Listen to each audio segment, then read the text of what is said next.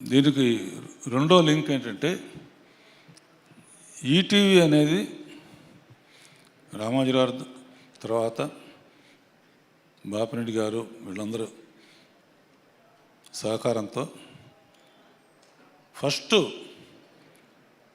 Direction తప్ప నాకు ఏమీ తెలియదు, డ్రైవింగ్ అంతే. డైరెక్షన్ లేకపోతే ఏమైపోతాను, కొత్త వాళ్ళు వస్తారు, మనం పక్కగా జరగాలి అనుకునే టైంలో అప్పుడు ఆలోచన వచ్చింది, సీరియల్స్ కూడా సినిమాలాగానే ఉంటాయి కదా,